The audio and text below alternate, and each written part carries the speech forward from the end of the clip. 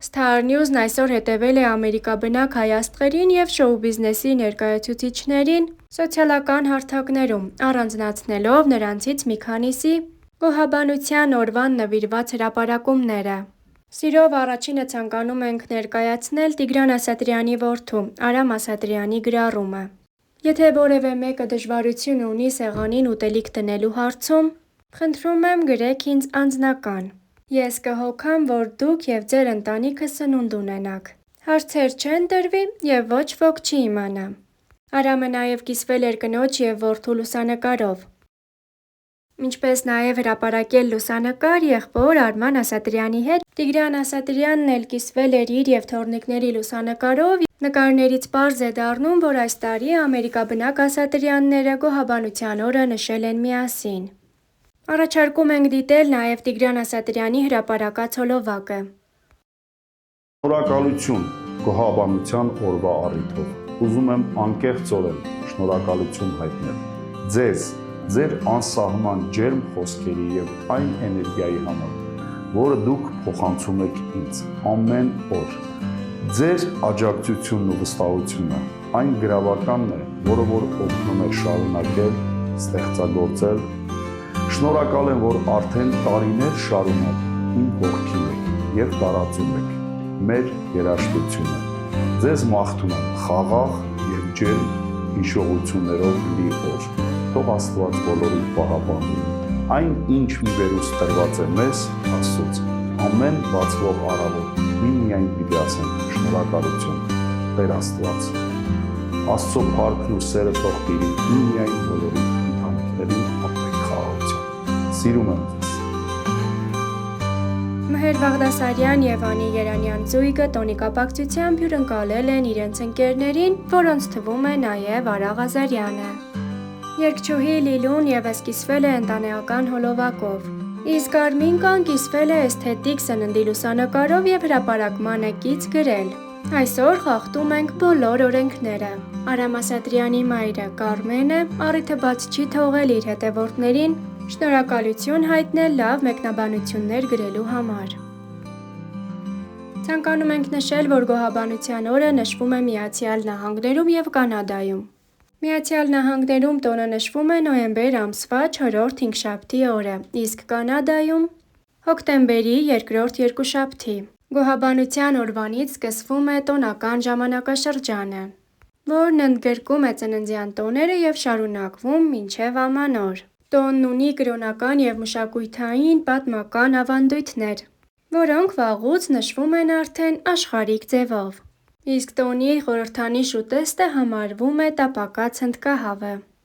Գոհաբանության օրը սկզբնապես եղել է Աստծուն, ինչպես նաև ընտանիքին և բարեկամներին նյութական բարօրության ու բարի վերաբերմունքի համար երախտագիտություն հայտնելու տոն։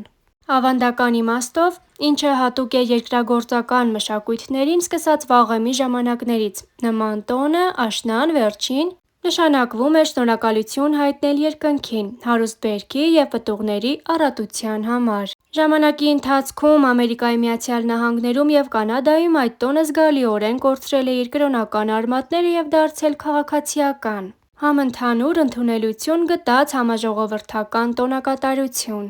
Իր ծագմամբ այդ տոնը հասնում է ամերիկյան պատմության խորքը, իսկ ավելի ճիշտ Անգլիայից առաջին անգամ ներգաղթած բնակիչներին, որոնք ամերիկյան ափերին են հասել 1621 թվականին, այժմ նշանավոր Մելֆլաուր նավով։ Մոտավորապես մեկ հարյուրակ կազմող այդ մարդկանց ավելի քան կեսը չկարողացան դիմանալ խստաշունչ ձմռանը և զոհվեցին ցրտից, սովից և հիվանդություններից։ Ողջ մնացածները գաղութ հիմնադրեցին և գարնանը տեղացի հնդկացիների, նախ և առաջ սքվանթոնների օգնությամբ սկսեցին մշակել տեղական հողերը։ Հնդկացիները անգլիացի գաղութարարներին սովորեցրին, թե որ մշակաբույսերը և ինչ կերպ մշակեն այդ անհյուրընկալ քարքարոտ հողերի վրա։ Սակայն անգլիացի գաղթականների ջանքերի պարգևը եղավ անակնկալ հարուստ բերքը։ Գաղութարարների առաջին կառավարիչ նահանգապետ Բրեդֆորդը առաջարկեց Տեր Աստծուն երախտագիտություն հայտնելու տոն կատարել։ 1621 թվականին Գոհաբանության տոնին ընդառաջ գաղթականները հրավիրեցին հնդկացիների ցեղապետին և ևս 90 հնդկացիների այն ցեղից, որն օգնել էր նրանց ողջ մնալ անծանոթ պայմաններում։ Հնդկացիների հետ համատեղ անցկացված այդ ճաշկերույթը դարձավ գոհաբանության օրվա առաջին նշումը։ Հետագայում գաղթականները լավ բերքը տոնակատարությամբ նշում էին «դեպքից դեպք»։ Անկախության նվաճումից և միասնական պետության ԱՄՆ-ի ստեղծումից հետո երկրի առաջին նախագահ Ջորջ Վաշինգտոնն առաջարկեց ամեն տարի նոյեմբերի 26-ին գոհաբանության օր նշել որպես ազգային տոն։ 1764 թվականին քաղաքացիական պատերազմի ավարտից հետո ԱՄՆ-ի այդ ժամանակվա նախագահը Աբրահամ Լինքոլնը յուրաքանչյուր տարվա նոյեմբերի վերջին հինգշաբթին հռչակեց գոհաբանության օր։ 1939 թվականին Ֆրանկլին Դելան Ռուզվելտը այդ օրը փոխարինեց նոյեմբերի նախավերջին հինգշաբթիով, սակայն նրա հռչակագիրը պարտադիր ուժ չուներ, ուստի նահանգների միջև խզում առաջացավ։ 23 նահանգ գոհաբանության օրը նշում էին նոյեմբերի նախավերջին հինգշաբթի օրը, իսկ 22 նահանգ վերջին հինգշաբթի օրը։ Մնացած մի քանի նահանգներն էլ երկու օրն էլ հայտարարեցին տոնական։ Օրինակ Թեքսասը։ 1941 թվականին Ամերիկայի Միացյալ Նահանգների կոնգրեսն ընդունեց մի բիլ, ըստ որի գոհաբանության օրը պետք է տոնվեր նոյեմբերի 4-րդ հինգշաբթի օրը։ ԱՄՆ նախագահ Ֆրանկլին Դելանո Ռուզվելտը 1941 թվականի դեկտեմբերի 26-ին ստորագրեց այդ բիլը, այդպիսով սահմանելով, որ գոհաբանության օրը տոնվի մինչև այսօր գործող սխեմայով։ Վաղեմի ավանդույթի համաձայն նույն ընտանիքի մի քանի սերունդներ հավաքվում են ավագների տանը տոնական ճաշի։ Յուրաքանչյուրն արտասանում է երախտագիտության խոսքեր այն բոլոր բարիքների համար, որոնք տեղի են ունեցել իր կյանքում։ Ժամանակակից ամերիկացիներն այդ օրն ուտում են նույն այն կերակուրները, որոնք կերել են իրենց հեռավոր նախնիները։ 1621 թվականին ի պատիվ գոհաբանության օրվա տեղի ունեցած առաջին ճաշի ժամանակ։ Շահատուտեսներ ոչ միայն ավանդական են դարձել, այլև տոնի յուրօրինակ խորհրդանիշը, ինչպես օրինակ լոռամրգու սոուսով հնդկահավը և մեծ քաղցր դդումի թխվածքը։